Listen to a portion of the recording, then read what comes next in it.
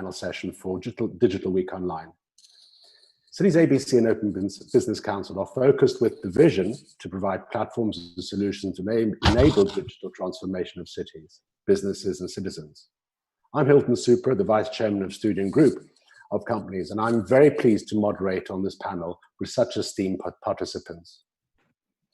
Earlier today, we had various panel sessions that covered digital transformation in Society 5.0 and the Fourth Industrial Revolution, how to make it happen for cities and countries, how to reinvent cities and nations at a time of COVID-19, government and business digital transformation challenges and opportunities. We talked about smart cities, trends, opportunities, and challenges, big data and cybersecurity for nations and businesses, and of course, all-round digital transformation in the AI and blockchain world. There's some takeaways that stick to my mind. Digital transformation should not really digitize bureaucracy, but should reinvent it. Traffic congestion impacts account for about 1% of GDP globally. AI and ethics need to co-evolve with us, which is a challenge, and engage to change things in digital transformation. Today, I am joined by three admirable leaders in the technology world. First, Effie Piranou, who's a global influencer in Fintech and Fourth Industrial Revolution technology, talking to us today from Fribourg in the canton of Fribourg in Switzerland. She's a global Fintech and blockchain influencer, advisor to Fintech companies, particularly focusing on capital markets, wealth, and asset management transformations. She started her career studying at the University of Tennessee, Knoxville, in terms of business administration, and then did a thesis in a chaotic approach to stock market returns, and then an MBA and a PhD in finance. Ellie is a very independent Fintech and blockchain advisor, a very seasoned Wall Street professional. And I mean, the list is enormous, but you're an influencer and listed in the top influencers all over the technology world. Then there's Kristof De Spiegeleer, who's passionate social entrepreneur who believes that respect and transparency is the basis of all solid businesses. He studied at the University of Ghent, where he did his master's degree in engineering, and then at Leuven, where he did his postgraduate studies in management economics. He strongly believes in doing good for the world and providing return to investors because they can coexist together. His companies that he currently has is ThreeFold, a decentralized peer-to-peer autonomous cloud system inspired by nature, which we'll hear a little bit about today, which is up to 10 times more efficient and secure in performance than the current technologies that we have today. And then, of course, he's built it based on a completely autonomous and decentralized network, and we'll hear a lot more of that later. Then we've got Hirander Misra, which I've had the pleasure of interviewing before.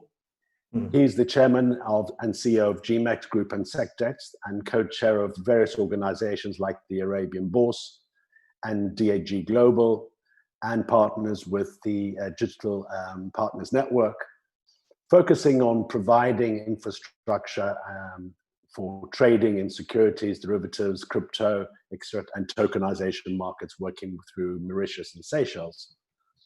Mindex, which is the Mauritius-based international derivatives and commodity exchange, he had did some great work there in the beginning. And then we have where we're going to go off today. Basically, Effie, Kristof, and Hirander, thank you very much for joining us today. I'd like to ask all of you just to give 5 minutes of your time in terms of looking at your role in terms of digital transformation, your experiences today, and your vision in the transformative world. Effie? Oh, that is, I'll try to make it in 5 minutes. You can have 10. I can have 10. As you already mentioned, that I come from the traditional world. It doesn't get more traditional than Wall Street, but the last nearly 7 years, I've been focused on fintech.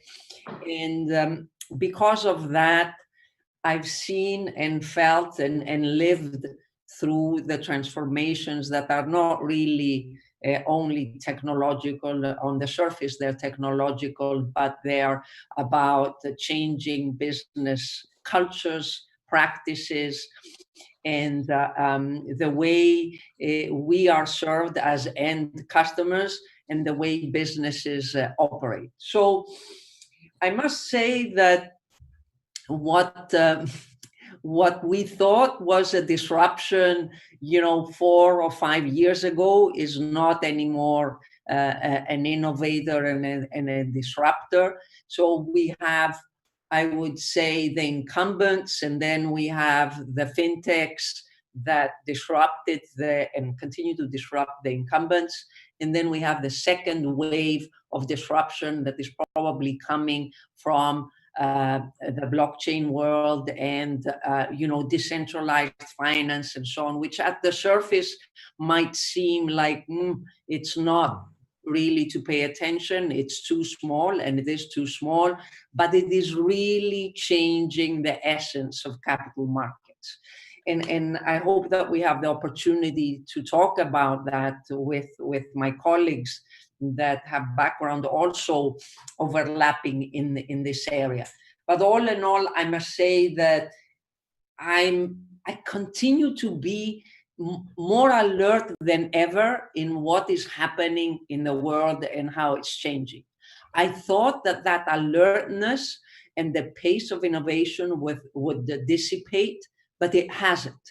It has not dissipated, despite the fact that, of course, in this macro environment, we have funding issues that have changed, especially for early startups, but still the pace of innovation is there. We have important pockets of experimentation, true disruption that is going on. And my sort of job and mission here is to identify it and see how it connects with the current world, how it's going to affect it in terms of business practices, not so much which company is going to survive and who's going to be the winner, but what is going to be the next new normal that is going to be either leapfrogged by the incumbents or adopted by others and so on. So I'm very excited about what is going on.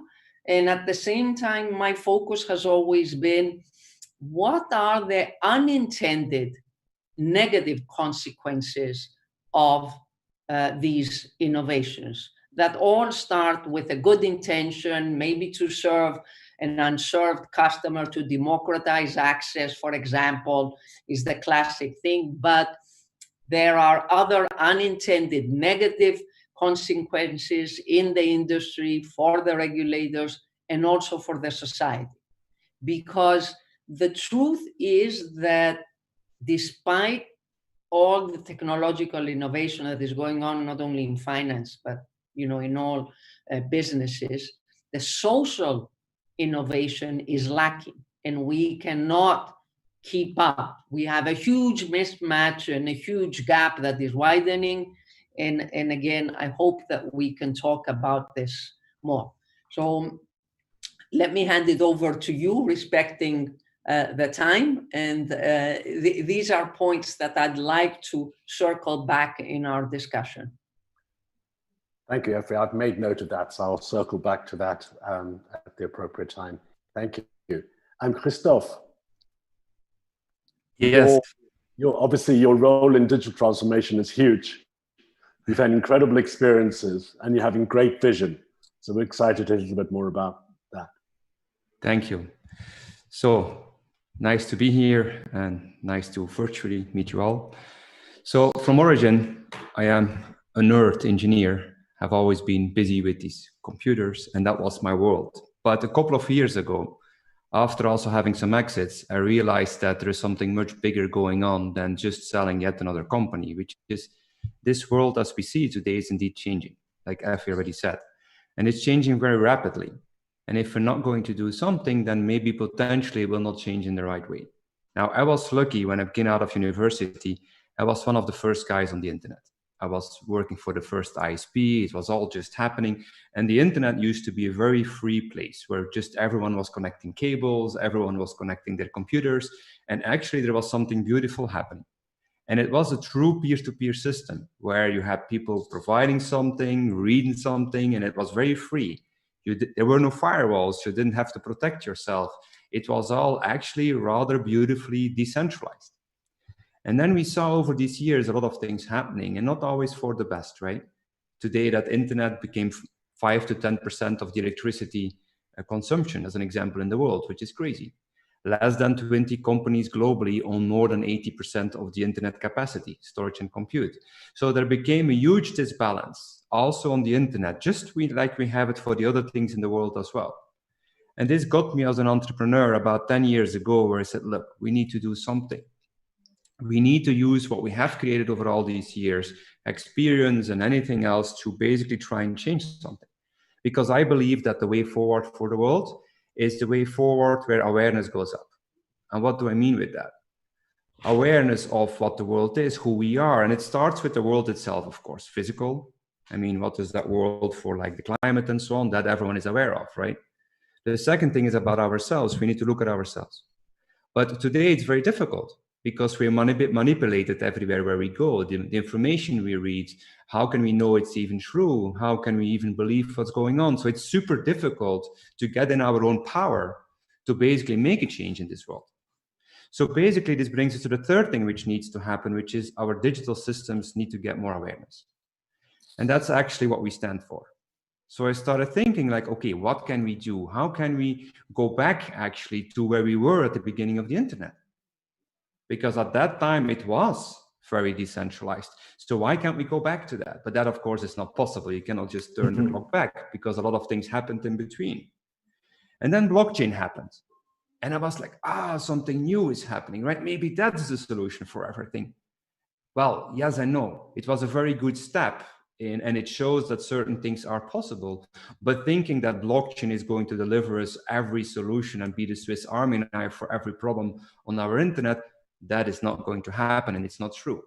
It's a technology like any other technologies which has some great capabilities, and it shows us that things can be done.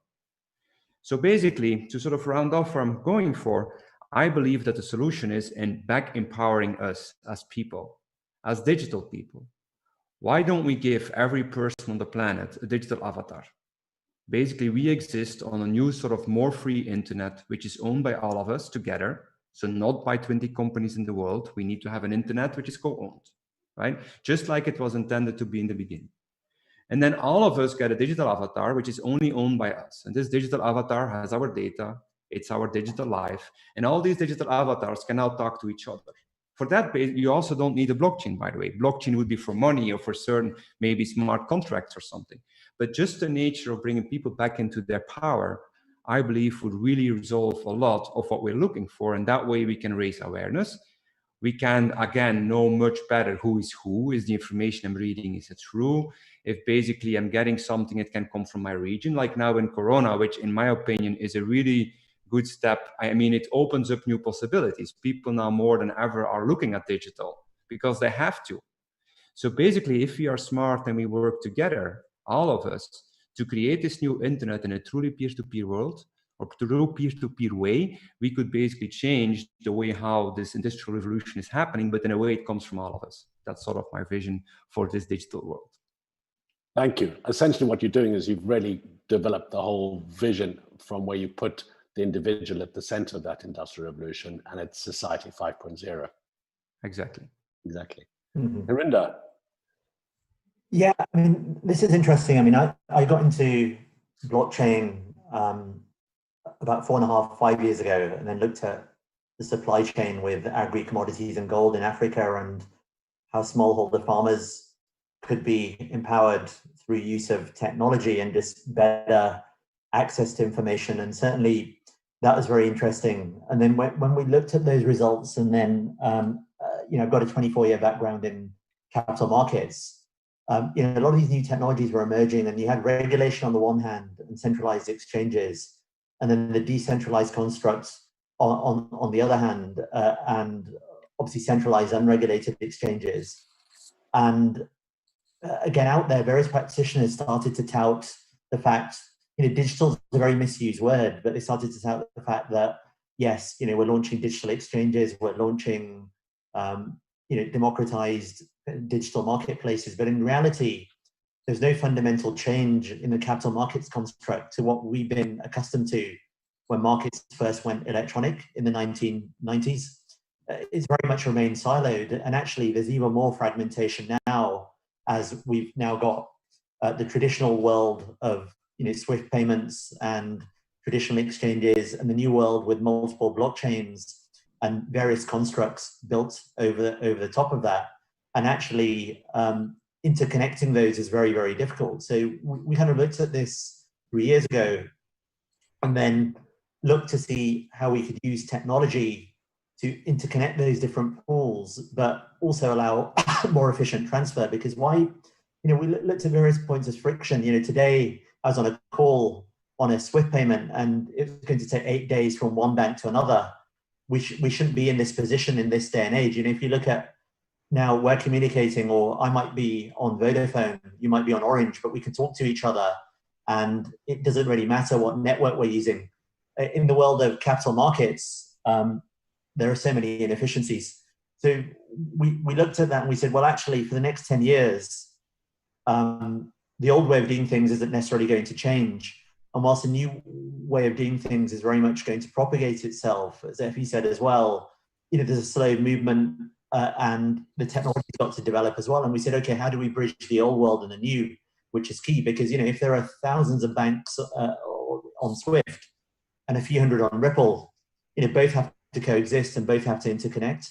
So this is key, I think, because even now technology has empowered us with smartphones and tablets, and two things resonated with me. You mentioned, Hilton, at the start of this, digitized bureaucracy, and we've got to try and avoid that. And we're certainly seeing much more of that, and also constructs are being created by incumbents that aren't necessarily good for society or consumers, or whether it's even B2C activity converging with B2B, which has to happen inevitably. And these constructs are artificial, because obviously there are many who believe in maintaining the status quo because this could be quite disruptive to them. And there are other proponents that kind of think about going overly social, but our view has always been you've got to teach an individual to fish rather than catch the fish for them. So how do we make it sustainable rather than reliance on charity? And we'll speak about that certainly as we get through this. So I think the internet's fundamentally changed the way that we do things, and we can have an argument on whether it's become too controlled, but at the same time, a lot of what we do on the capital market side is very much centralized, even if it's kind of touted as a decentralized construct. It really isn't. It's a centralized construct in sheep's clothing, in effect. You're absolutely right. That's very interesting. Thank you, Hirander. I mean, 4IR offers huge potential to transform and realign our economies and societies in a very sustainable way. There's an increasing realization that 4IR can both help, but amplify problems for people and the planet. So can the panel explore and recommend governance structures and policy mechanisms to ensure governments have the agility and ability to keep pace with 4IR and harness sustainable innovations that promise the greatest social and environmental returns? Effie? Hilton, this is a topic that is dear to my heart, because when I think of these issues, I go back to the basics and say, what matters is your intention. Whether you're an entrepreneur, whether you're a regulator, whether you're an agent at a government or in another, decision-making capacity, what matters is the intention that you have with your policies and what you want to accomplish.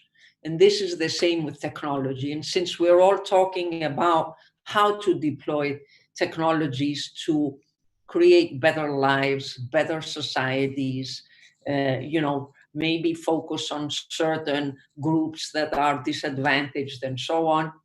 The issue is where you put your energy is where you're going to get the results and the change.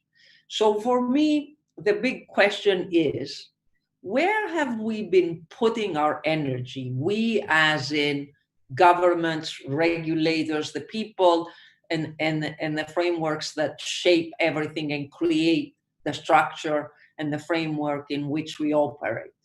Basically, we have only been putting our focus in financial results. We have been looking at optimizing the financial economy, if you want, forgetting that the economy is a much broader concept. It's actually a Greek word, and I'm Greek. Economy is about managing and taking care of ecos. Ecos is home. Home in the sense of, economy really means everything. It's not only about the finances. It's about the ecology. It's about how you treat people. It's about everything. So basically what's happened up to now is our intention and our focus has only been on financial results and not on economic results. Our metrics, our focus, everything has been on these financial results. And this is not the right direction. We need to reprioritize and change. I'm not saying that we are going to ignore the financial results and the return on investment and so on, but it cannot be isolated. We have put it in a silo, in a pedestal, and everything else is pretty much what I was talking about before. We have unintended consequences, and we're sorry about them, and we introduce now ESG and so on. So in that respect, there's many things that we need to do, but we need to start from changing our priorities and maximizing economic values rather than only financial values. So that is where I think that we need to make sure that we deploy all these technologies that we've been talking about and all the concepts of, smart cities, of circular economies and all that. Through this lens, we are trying to maximize economic value, not shareholder value. That is not the first priority, for example, in public markets or in private markets. And we can start with very small steps. I'll give you an example. I mean, look at the public markets, the quarterly reporting systems. What are they? They're pure and strict financial results, right? This is the 21st century. I mean, Hirander spoke before about 8 days, money moving between banks and not knowing where it is. This is a comparable example, what I'm saying. Financial quarterly reporting of public companies, and there's no focus on the impact or metrics on the economy. Yeah. Let me stop here. Yeah, you're absolutely right, and thank you for that. And in terms of what you're doing, Kristof, in terms of the governance structures and policy, and ensure that there's this engagement from citizens who feel empowered to actually get involved in helping to shape that, I'm quite sure there's something that you're doing that can really help that. Yes. First of all, I would like to agree 1000% with Effie, which is the world is completely focused on efficiency, and efficiency is what matters, right? They go like everything needs to be more efficient, faster, more out of the same thing. And that is leading to these big issues which we are having. We're exploiting the world and the people and everything around us. And as such, everything is kind of crashing down. Now in nature, there is a much more beautiful balance between resilience making sure things will stay there, and efficiency. And that's what we lost as politicians or even companies. It doesn't have to be politicians. They're always focused on more efficiency, taking more out of the same thing, right? And that is something which need to change. Actually, we need to become less efficient. And there, obviously, giving more power to the people in the street can potentially help. But it needs to be in a way that everything becomes more transparent, because we are today so used to centralization that governments and everyone else believes that through centralization, they get more efficiency. And often it will get abused. Let me give you an example.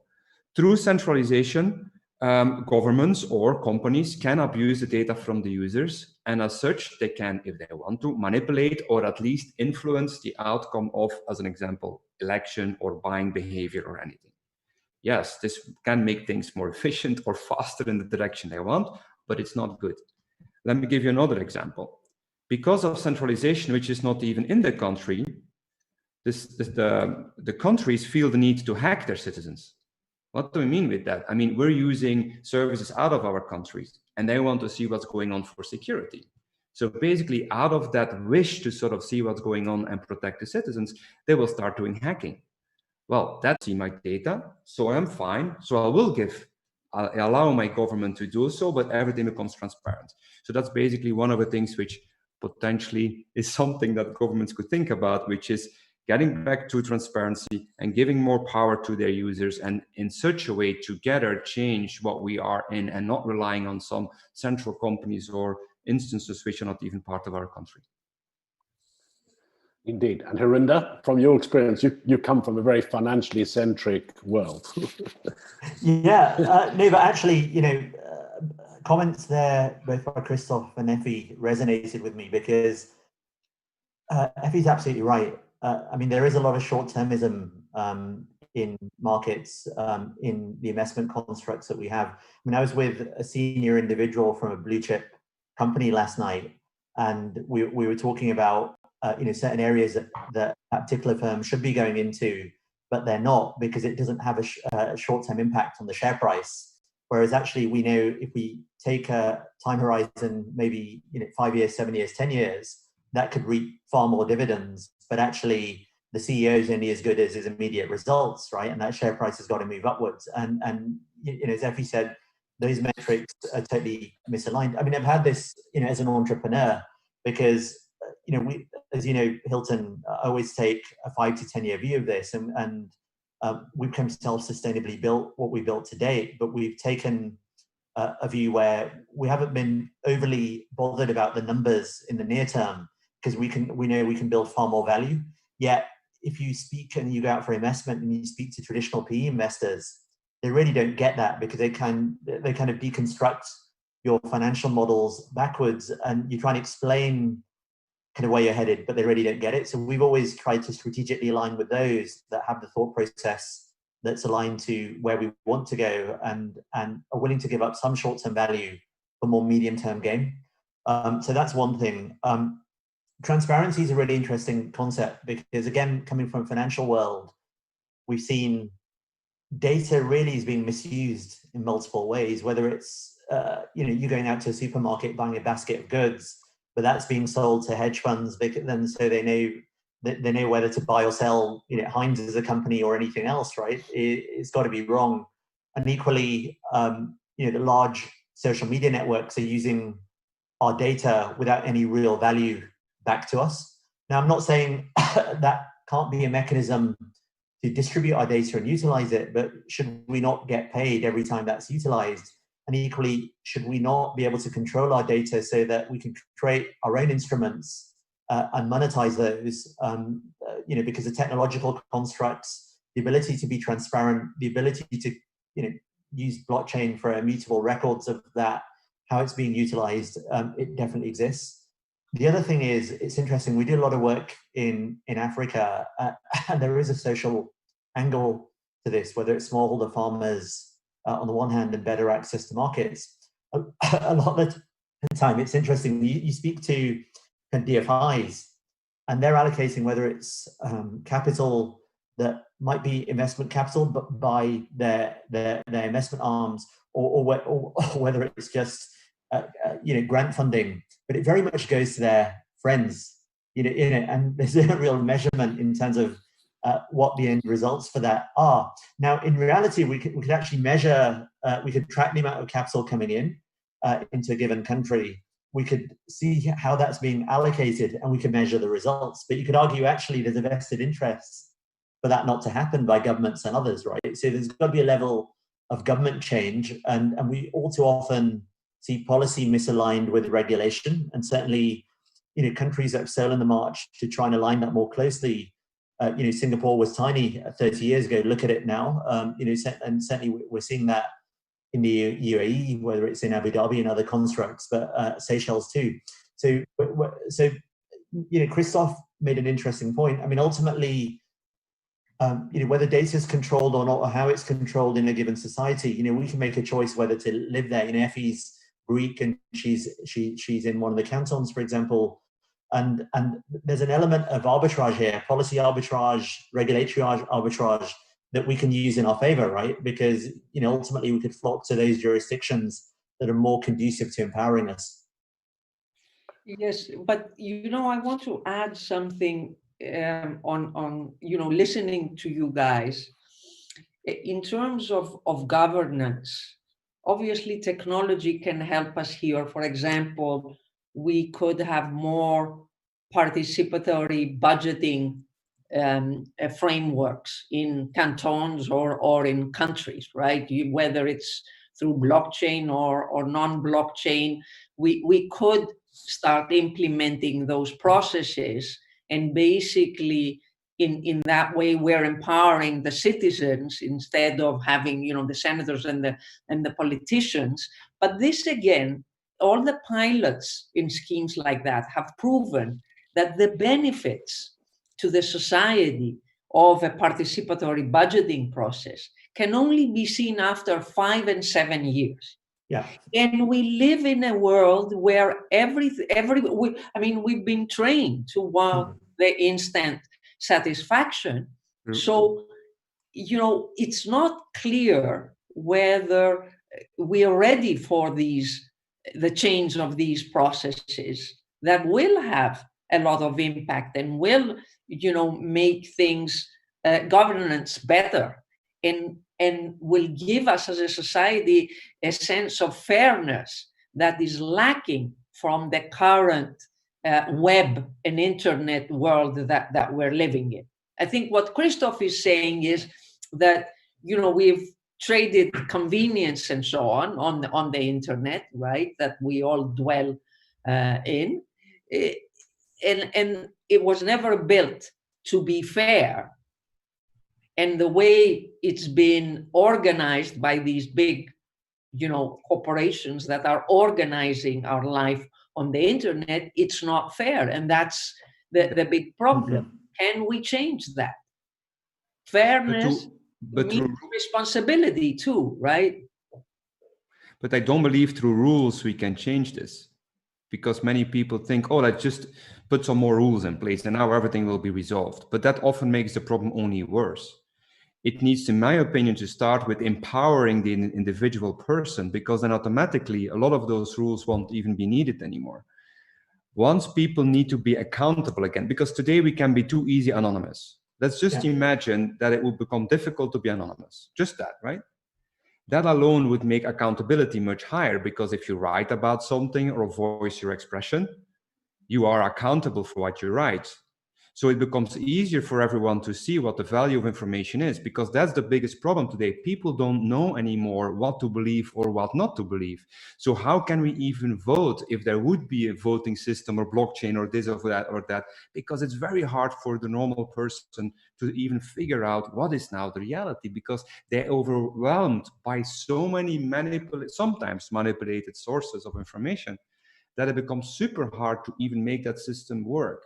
And that's why I believe the first thing which needs to happen, instead of putting more rules, because more rules is at the end only making the cage smaller and smaller and smaller. It's more like making sure that people need to take responsibility for their actions, and they stop looking for the source of the problems with their politicians or with people around, but they'll also look at themselves, how they behave on this digital world, what they talk about, that they're not basically abusing the system by themselves. And then I believe things will become better much faster. So, Kristof, you're proposing flipping around the current governance model, which is top-down, and having it bottom-up. And then, of course, the question is, do individuals want that responsibility? Well, is there an alternative? Because that's a little bit the problem with the society today. It's always the mistake of something else. Yeah. But and the moment people stop doing that and they say, no, it's not the politician or it's not even that company, because at the end, I can decide what I buy. I can even decide where my kid goes to school. So from the moment that everyone says, I'm going to look at my own being and how I behave, and everyone starts doing that, basically the world is tomorrow another place. Tomorrow, not after tomorrow, not in a year, tomorrow. But today, most people feel hopeless because they are, what am I going to do? I'm one of 7 billion, right? And I'm being manipulated left and right anyhow. So my vote doesn't count, nothing counts, so they are hopeless. But by restoring that and empowering them again, that they know that whatever they do has an impact, but they shouldn't look at the others. The moment that people flip that around and they say, no, you're right, we can do other things, we can decide what we buy, we can decide where to live, we have that choice. And they take that choice, things start tomorrow. So it's a lot to do with mentality and awareness again, being aware of our own power. So it's self-sovereignty at the end of the day in terms of data, owning your data and being transparent and trusting everybody else around you. Yes, but that comes with also making sure that everyone is accountable. Because today it's too easy. You just become a troll and anonymously you do whatever on Twitter or this or that. And even actually people can lie. And it's even so that many people say, it's okay, because they get it from some examples, right? They say, oh, lying, well, what does it matter? I know. Actually, these basic values need to be restored. It's not okay to lie, and everyone needs to take that responsibility. And by restoring identity and making sure that people don't get away that easily with lying and to do whatever they want, you restore trust. By restoring trust, you can believe in the information again. By believing in the information, you can build a new network of trust as such, and people get empowered and things change.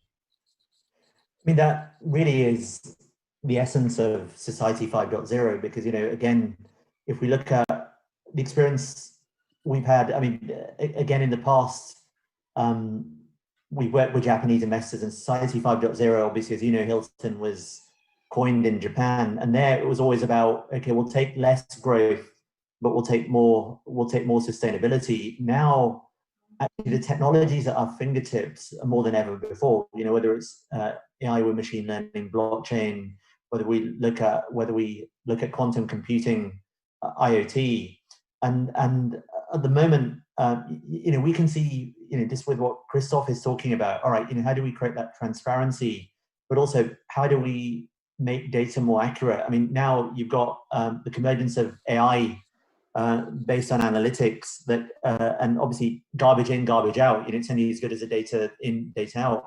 But you've got that converging to drive smart contracts on blockchain. And now whether, you know, you and I can decide what constructs we put on those and then conditionally execute those with opposing contracts on the opposite side, you know. And so in that sense, if we talk about certain things where, which I think this will revolutionize, one of them is education. You know, our system's pretty much stuck in Victorian times, you know, desks at the front, and education shouldn't be consistently the same across the board because everyone responds differently to that. But equally, it's become the access of the privileged as opposed to the wider ones. And I'm not talking about some socialist ideology here, but actually, you know, if you're good at something, why can't you raise capital or finance yourself based on future cash flows and expectation value, right? And democratize that. So, you know, we have the ability now to empower ourselves more than what we think. And and it's not going to happen overnight, because this top-down society going bottom-up, again, not to sit on the fence, but maybe the right answer is somewhere in between, because you're right, we have to be accountable. That can come through transparency, and obviously there could be a natural convergence to the greater good, but we know there is also bad, and we also know that actually you don't necessarily need a police state, right? You don't want to live in a police state, but sometimes you might need to call upon the police or the fire brigade because you really need them, right? So there has to be a balance too. But in that transformative phase from the bottom up, from top down to bottom up, and empowering the individual, there's going to be some disruption. There's going to be reduced jobs and services in various sectors. Technology will drive down prices of goods and services. There's a lot of ethical concerns along the way, because there'll still be the power houses that will train algorithms on data sets to amplify discrimination, et cetera, for their own benefit. So there's going to be that disruptive phase. There needs to be a way in which, and we talked about policy earlier, but how best do we actually enable that transformation? I know that Kristof was speaking a lot about, from his perspective, the technology that he's proposing to put in place. You, Hirander, are living it, doing the digital transformation as we speak in the financial world. And Effie, very strong on policy and change, and I love the word economy. Let's look after the house in that digital transformation. Effie, could you just, how do we minimize that impact if there is an intervention? The only way is to prioritize empathy to all the people that are left behind, because we four are sitting here, we are immersed in what is going on in technological innovation. We're coming from different angles, but this is, we feel it under our skin, that the pace of innovation that is happening. But there's so many other people that are, have no idea what is going on and have no idea what is going to hit them. So the way to deal with this and prevent the social unrest and the social problems and the inequalities that inadvertently are going to be created, the only way is education. And I'm talking about upskilling people. You can do it formally, you can do it informally, but it has to be one of the things that needs to be happening continuously.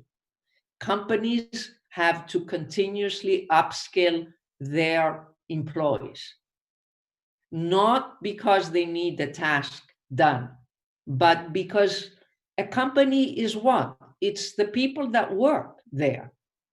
And unless they are able to change their mindset and understand what is going on and follow the technological change, it's just not going to happen. So for me, it's all about upskilling people, and we, as individuals, we can also do it. Anybody that is in a position that understands the change needs to communicate it to the people. There's so much, I see it every day in different pockets of society. People are behind. And I'm talking about professionals in high positions. They're just looking at their daily, whatever they're focused on, and are unaware of the changes that are brewing. And that short-termism for personal gain. It's not only short-termism. It's, at the end of the day, we all have a myopic view. Mm-hmm. We all, can operate in a limited circle of people. So we happen to be in technology, in innovation, and so on. But there's so many other people that are not. Yeah. Now, this is interesting. And just a couple of points I want to comment on there as well, which are interesting. So one thing, Hilton, you said, will there be job losses? Yes, there will, but there were in the Industrial Revolution as well. But actually, the nature of jobs and that's a lot to do with Society 5.0, because the nature of what we do will inevitably change.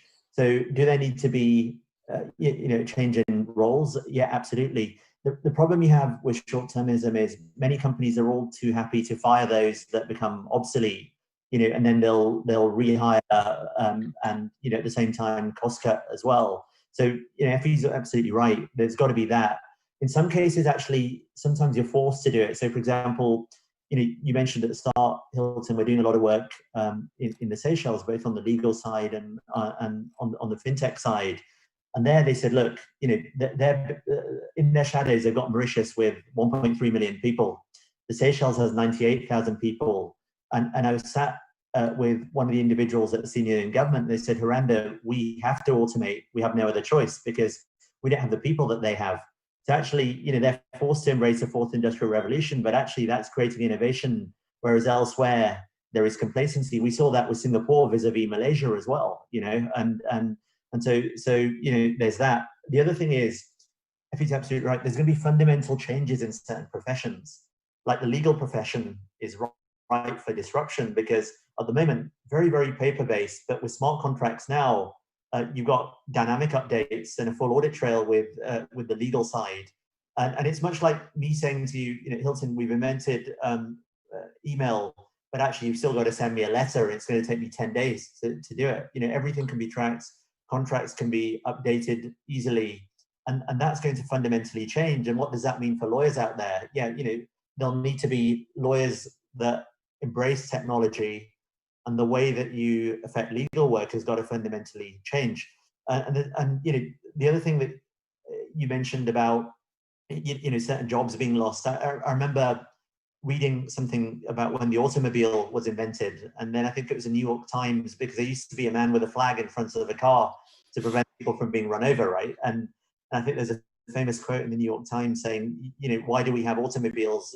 A horse and carriage is safer, right? And look at where we are now. So there's always going to be resistance to change because people don't necessarily embrace change easily. And I think what Effie said, it's important. There's got to be an element of not everyone's ready to embrace it wholeheartedly, but they've got to kind of step into it somehow and ease into it. And it's how we do that, both at a company level, how we do that at a national level, and everything in between that becomes key, I think. And some nations are wholly going to embrace it. I honestly think Seychelles will leapfrog them, despite any short-term adjustments and pain. And you're going to see that in other jurisdictions and other regions too.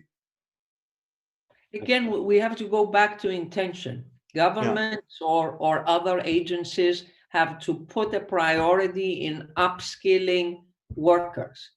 And this is not done through, the typical, the traditional educational system. It's a continuous process. It has to be more like an open university, the companies. Yes. I mean, I get upset with this. I have a very recent, maybe 10 months ago, big financial institution in Europe that laid off 40,000 employees, at the same time committed to spend 13 million euros in fintech.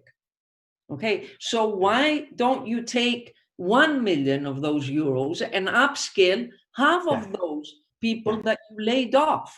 I mean, this is, you care about the people.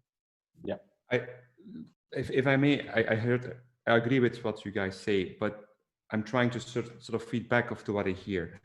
First of all, I don't think that technology will resolve any of these issues. Actually, the reverse, because today people are overloaded with choices and overloaded with technical complexity. Sure, we can upscale them and learn them more, but why? Let me give you an example. On your phone, how many apps do we use? Many, right? Maybe 50 or 100. Why do we need 100 apps? It just doesn't make any sense. If I want to play squash, I need to remember, oh, is it an SMS? Is it a WhatsApp? Is it a Telegram? It's awfully done, actually, how it all came together. And if we look how it happens into enterprise and whatever, it's not getting better, it's getting more complicated and more complicated. So to me, technology is not a solution to all of this. We actually need to do the reverse. Things need to be brought back to something much more simple. And once you put people in the central, actually, and you think about it and you go further, you will see that so many of these things become literally 100 times more easy. GDPR, no issue anymore because it's linked to a person, as an example. But so many things just go away. You don't need 100 different databases anymore. You don't exist 100 times anymore, because at the end, the person on the street doesn't need all this complexity. Why does it have to learn 20 tools to work on a digital life? It doesn't make sense. Why do you have to change your app in every city you go? Again, it doesn't make sense, because these things are not centered around the person. But once we change that mindset and we force the engineers to think a little bit more what the people want and what they need, automatically it all becomes much more easy, and things are going to be much more useful, and more things will happen. We don't have to rely anymore on these big corporates as much, because around us in our local environments we'll be able to do much more. I'm a globalist. I like the world to be global, but I believe that the new global is local. It starts from the people around you, from the environments where you live in. But we are good in communication everywhere over the world, but local around us, these things are not possible anymore because of decentralization. So by making things more simple again and putting people in the communities and so on in the center, we can resolve everything. And another small thing, which is, I'm absolutely not one of these guys being against rules or regulations or governments. Actually, the reverse. I believe that governments and cities need to be helped. They need to get more simple options how to deal with their citizens and how it can, because now it's awfully complicated, right? And that sort of doesn't lead to the innovations we need. So one of the metrics we all should use is simplicity. How can we things make super simple again? And if you put the people in the center of the digital life, you can create circles, just like in real life. We work with circles too. And one of those circles is your school, is your city, is your country. And that is an easy way to basically enforce these rules in a way that it's transparent and we all understand them. So basically what I'm saying here is a message for hope, which is not technology-wise of nature. It's a mind shift. It's that people need to start thinking that it is okay to empower the person on the street and to make things more simple and to come up with new paradigms, data paradigms, but also how we can empower people to play with the people around them and build a bigger community, which is not based on survival of the fittest, Darwin, but it's based on collaborating to build something bigger. No, that's very interesting. I mean, collaboration versus competition. I like that. Building from your local community outwards. This is very, very, very powerful. And it goes back to what we were talking about earlier, is building from the bottom up society, empowering people, which I think is an educating people to be empowered. I think that's quite important, allowing them to be empowered. But at the end of the day, the individual today is effectively the product. The individual today is being abused effectively by these big corporations or other large stakeholders, and therefore they don't care. They know that they're being abused. They don't care because they feel powerless. They think they can't change it. They can't change anything. Exactly. And if you restore that as a government and you say you do matter and you can change it, and this is a tool we give you so that you can change it, you will see how everything will change because I will feel empowered again. Yes. I mean, thinking going back to Effie and your Greek heritage. I mean, the Greeks were one of the greatest examples of citizens and building citizens and empowering citizens to have a voice. Are we going back in that direction to the old Greek days or before Sparta?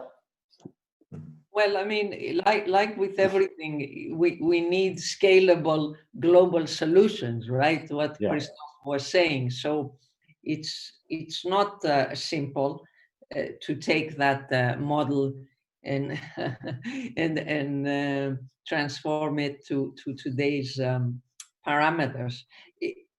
I wanted to reflect on what Kristof said. Because really, Kristof, if I understand correctly, you're talking about the existing governance model, which of course is top down, but it's also not based on collaboration. right? It's absolutely based on competition and the survival of the fittest. And it's and the incentive structure that exists in the economies, right, is such that it reinforces this behavior. And I don't want to say a victim. I'm also, I've also grown up and worked in that in that kind of market with these dynamics. And what we are talking here, that the vision should be not only flipped and bottom up, but the governance should be different, collaborative. So you have to change all the incentive structure. Starting from the financial incentives and the compensation to all the other incentives, right? Yes. So it becomes quite fundamental. Yes, I know, but it's much easier than we would think. And of course, like this, because it's not because we're not used to it, that it means it is complicated. Actually, things would become much more simple. But yes, it is a mind shift. But the good thing about these things is if only 10% of the people would start behaving differently, they would automatically pull the rest in, and you would get that change. And of course, governments would have to help, because you said it, right? Without education and without information and without explaining the reason why, this has no chance. But you can start with a small city or a small village, and you can see how it's. To ask you, are you just suggesting that this could be piloted in a community, in a village, in a city? Exactly. And you see it already happening, by the way. This is already happening. There are communities where people adopt new ways of collaboration and how to work together, and they use modern technologies to do so. And I've met already wonderful people who build systems for that. And then you see it actually working, and that gives a lot of hope. And people, by the way, also become more happy because they feel more fulfilled. Because by sharing, because it has to do at the end with male and female energy. If you look at the way how the world is done, by sharing, you can also get things back. So now for us, it's we're taking and then we give back, but you can turn it around, right? And it's again a paradigm. Giving is receiving in that context, because it's not only measured by the material stuff.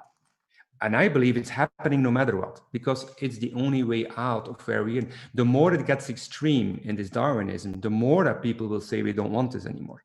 And there will be some accidents, of course, but people will change that way because it's the only way out, in my personal opinion.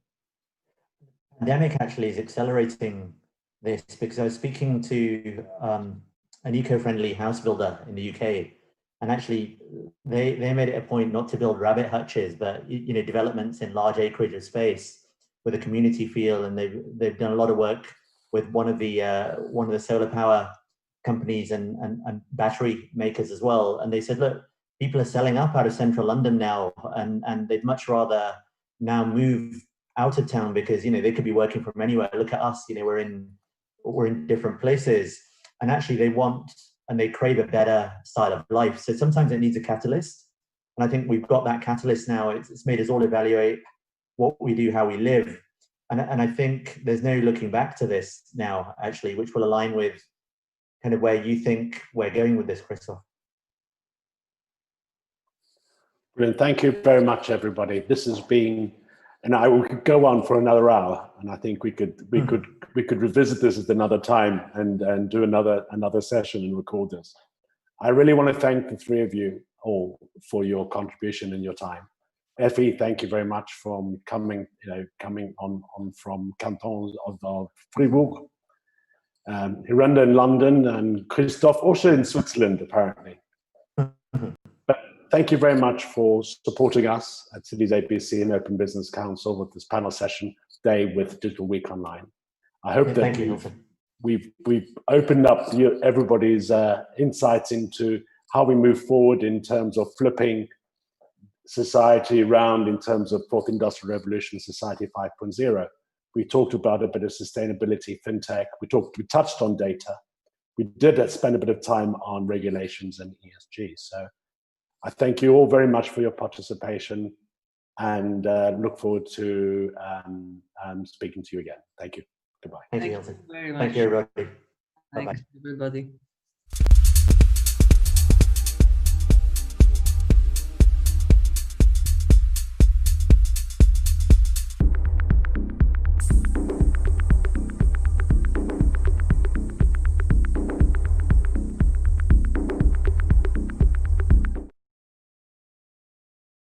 Said we could go for hours. So it's been a great day. From all the people involved, we have been having around 20 governments involved and around a lot of experts and personalities. I want to highlight a couple of things that were said in the panel as a wrap-up notes. Tomorrow there's a continuation, so the week, Digital Week Online continues. This is our day. This is an event by Juliet and Ivan that are really doing fantastic work, putting it all together with around 200 speakers. I think just some highlights of the day. I think, like you guys mentioned on this panel, which is fantastic and impressive notes, definitely there's a lot of going on in terms of digital transformation. There's a lot of challenges. And I think when we look at the concept of Society 5.0, is precisely about the human-centric society, which was the topic of the day. Something actually that the Japanese government started. We didn't actually brought someone from the Japanese government, but we're going to get in the next event. And I interviewed actually the Minister of Science and Technology recently. But I think these concepts are really key, and I think we are only in the beginning of this. But I think, like you put it very well in this panel and during the day, the challenge is how we're going to be going from theory to the practice and dealing with the element part of this. And I think Effie mentioned the point of continuous education, and I think that is a very, very important thing, because our updates need to be continuous, and I think like we reboot the operating systems, we need to reboot ourselves, and very few people have the capacity for that. And I think, like Hirander mentioned, we are still in an education that is Victorian, especially in the English-speaking countries, but as well, most of the countries around the world, is that you go to university, you get out of the university, and you forget that you need to continue learning. And this is a big challenge, because of course, the ones that can actually tackle this can create multi-billion dollars or trillion-dollar business. And they're not doing anything wrong. So actually, we need as well to share the innovation that comes and the risk of them. But I think the challenge is that this creates a lot of disparity. And I think one of the challenge, and I think Christopher mentioned one thing critical.